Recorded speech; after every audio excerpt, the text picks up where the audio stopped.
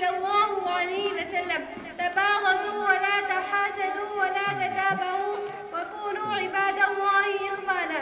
حضرات گرامی قدر محترم سامعین، مسلمان وہ ہوتا ہے جو سب انسانوں کے لیے اچھائی چاہتا ہے، وہ اپنے اوپر دوسروں کو فوقیت دیتا ہے، کسی کو کمتر نہیں سمجھتا، کسی کی نعمت دیکھ کر نہیں جلتا، مسلمان کسی سے حسد نہیں کرتا، وہ حسد کی برائی سے پاک ہوتا ہے، کیونکہ حسد نیکی اور محبت کے خلاف ہے، ایثار و قربانی کے خلاف ہے، ہمدردی اور غم گزاری کے خلاف ہے۔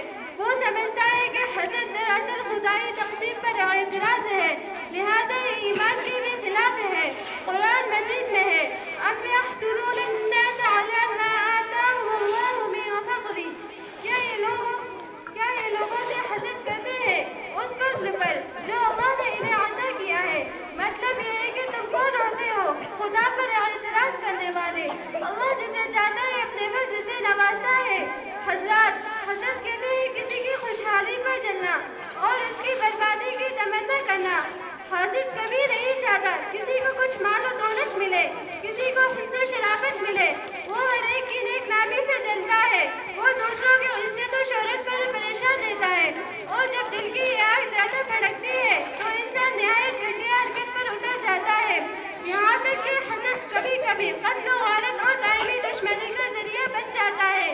یہ حسد ہی تھا جس نے ابلیس کو آدم علیہ السلام کے آگے سجدے سے روک دیا، یہ حسد ہی تھا جس نے قابیل کو حابیل کے قتل پر آمادہ کیا، یہ حسد ہی تھا جس نے برادران یوسف کو یوسف علیہ السلام جیسے معصوم پیغمبر پر ظلم و زیادتی پر مجبور کیا۔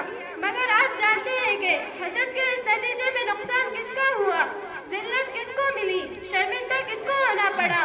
حسد کرنے والا حاسد صرف اپنا ہی نقصان کرتا ہے، وہ اپنی ہی آگ میں جل بھن کر ختم ہو جاتا ہے۔ حسد کی برائی سمجھنے کے لیے یہ بات کافی ہے کہ خود نبی صلی اللہ علیہ وسلم خود اللہ تعالیٰ نے نبی صلی اللہ علیہ وسلم کو حسد سے پناہ مانگنے کی تعلیم دی۔ فرمایا وَمِن شَرِّ حَاسِدٍ إِذَا حَسَدَ، یعنی اے نبی صلی اللہ علیہ وسلم آپ کہیے کہ اے اللہ میں تیری پناہ چاہتا ہوں حاسد کے شر سے جبکہ وہ حسد کرے۔ نیز آپ صلی اللہ علیہ وسلم کا ارشاد گرامی ہے إِيَّاكُمْ وَالْحَسَدَ فَإِنَّ الْحَسَدَ يَأْكُلُ الْحَسَنَاتِ كَمَا تَأْكُلُ النَّارُ الْحَطَبَ، یعنی ایک دوسرے سے بغض نہ کرو، حسد نہ کرو، اعراض نہ کرو، آپسی قطع تعلق نہ کرو، اے اللہ کے بندوں بھائی بھائی بن جاؤ۔ دنیا میں سب سے بڑی حاسد قوم یہودی ہے، لہٰذا یہ مسلمان کا